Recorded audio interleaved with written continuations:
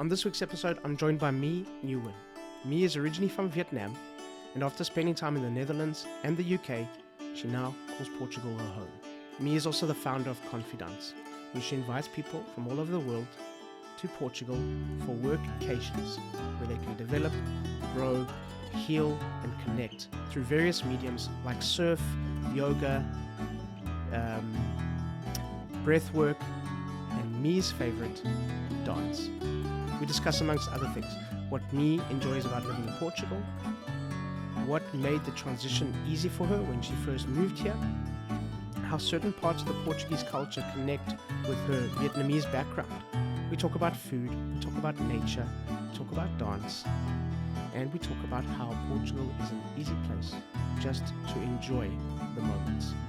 For those of you listening, head over to our YouTube channel to watch some of this episode. And for those of you watching, click down below and subscribe. And for the full podcast episode, go to Google, Stitcher, Spotify, Apple, or wherever you get your podcasts.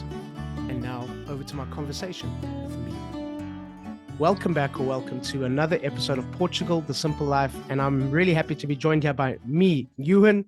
My, thank you for being on the podcast. How are you? Thank you so much for having me. I'm doing great. I'm sitting now at this moment in Peniche in Portugal. Normally, I based in Lisbon, but Portugal is just so beautiful. You can not just stay in one place. My, why don't you start off telling us a little bit about you? Yeah, sure. So I'm originally from Vietnam. However, for the last more than 2 years, I've been living here in Portugal. The first 2 years, I'm more like a digital nomad, based in Portugal, but always travel around. But somehow always come back to Portugal because I guess the country has it all: the beach, the sun, the food, and the people. So this year, 2023, I decided to make Lisbon as my home. You mentioned that you fell in love with Porto and that there was something, some connection that you felt between Porto and where you're from. There was some similarities. What can you put that into words? Do you know what that was? Yeah, I think because in Hanoi we also have the river that divide the city into two parts. So kind of like Porto. Of course, Porto is way much smaller compared to Hanoi. However, that remind me of home a lot, and also the bridge in Vietnam. We have exactly similar bridge across the river like that. And what else? I think Porto somehow make you feel a little bit what is that? Nostalgic compared to Lisbon. Lisbon is just very cute and vibrant, and Hanoi actually has that feeling as well. So when I was in Porto for the first time, that was my memory and the feeling the city brought to me. What were some of the things here in Portugal what are some of the things in Portugal, the factors that you think have made it an easier transition for you? I think the food. Okay. I don't know, in the Netherlands, they don't have a strong food culture. However, coming from Vietnam, I think food is one of our love language. I guess Lisbon attract a lot of interesting people coming from all over the world. I met three of my very best friends here during COVID time, and very easy connected with them. We have such a wonderful friendship. So I have to say I'm very lucky to have such a great support system here in Portugal. That also make my whole transition during the COVID time here is so easy. And I think last but not least, I have to emphasize again how beautiful Portugal is in terms of nature. What do you think it is that attracts all these different people, not just digital nomads, but the people that you've met along the way in your work and in what you're doing? What do you think Portugal has to offer these people that is bringing people here from so many different places? It's beautiful.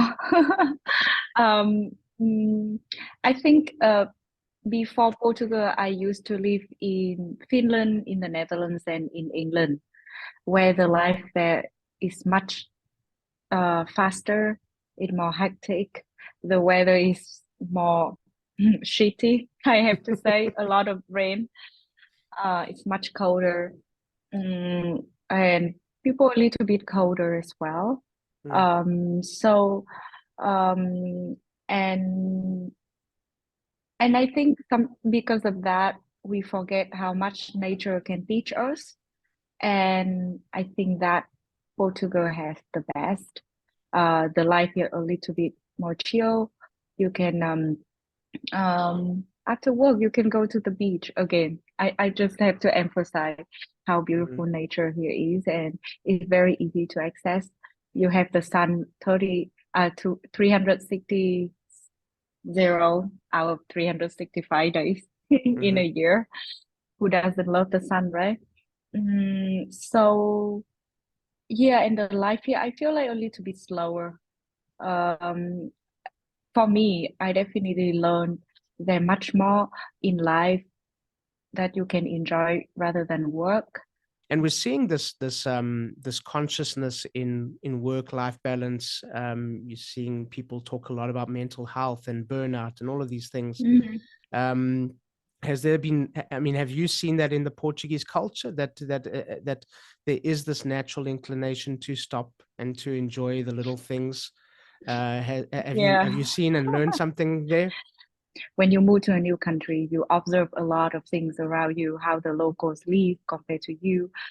Uh, so I just take that small example. So in Lisbon, we have metro, right? So people would go to the metro to move around the city. And I used to live in London before. Then I also use the underground as one of the public transport. And in London, for me, I always need to run. I always needed to run to the metro. And if I hear the metro coming, everyone would run, run, run, run in order to get that metro. However, what I observed on the first year when I was living in Lisbon, no one even cared. No one run. I was the only one like, why people didn't run to the metro? They're not afraid of like they're gonna miss that. And then I talked to some friends that locals and they always said, but they're always the next one coming. Why you need to stress out? So Mm, so yeah, that that would be the thing that Portuguese people has taught me. mhm. What else do you want to say? We have people listening from all over the world who are curious about Portugal, are potentially thinking of moving here, Mhm. spending more time here. What else do you want to say about Portuguese people, me? I definitely would love to improve my Portuguese in order to have a small conversation with them because somehow by looking at them, uh, enjoy life, uh, really remind me that, yeah, we should slow down, and enjoy the moment more. And I think our Portuguese people, they are really sweet as well. Mhm. Me, tell us a bit about Confidence and the workations that you do. What can people expect from a typical retreat or workation? Um, so yeah, right now, what I do with the Confidence, one of the service that I offer is that I'm bringing people all over the world to Portugal in different places, and offer them a workation. Workation and retreats are mostly for digital nomad, but I also have retreat just for people as well, just want to come to Portugal and have a holiday. And the concept is to focus on improve people mental health and well-being through the power of dance. But not only I just offer dance, I give people different tools and activities such as Mhm, yoga, surfing, and even bringing in some spiritual experience like cacao sharing circles, breath work, and a lot of deep connections games so that people can not only connect with themselves but also connect with others in such an intense way. So they gonna realize that everyone struggles and they're not alone. You're a busy woman. You're taking people around. You're helping them unlock their potential and transform. Helping them develop their confidence. Mm-hmm. Helping people enjoy the moments, like what we were speaking about. And how does Portugal help you to enjoy the moments? How does Portugal help you to connect with yourself to grow? Um, I yeah, I have to repeat again. I think Portugal helped me in a lot of like to really in touch with nature, just Mhm. walking on the beach or just wake up in the morning and have a chance to go to the beach and then jump into the cold ocean. Um, I I think in Portugal there's somewhat of a lot of spiritual activities here that I have never experienced before. So for me, also I did many things for the first time here. Like for example, joining a cacao sharing circle, doing a sound bath, Reiki. Everything is so accessible here, and yeah, for me, it's an eye-opening experience because I didn't know about that, Mm, and I guess it really teach me on my healing journey because we all have some trauma in our life, mm, right? And often we're so busy with our career, with our work, and we put it aside and we don't take care of it.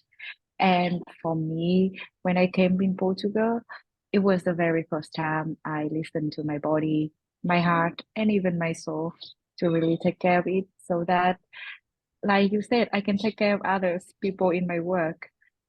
Because if you don't become the better version of yourself, then I don't think you can help other people. I'm not saying the best version of yourself because I think we can never become the best. There's always something to learn and become better. So I would put like become better version of yourself every day so that you can help others as well. Me, I've enjoyed this conversation. Thank you so much. A question that we ask all of our guests: Mm-hmm. Portugal, the simple life. Why? Mm-hmm.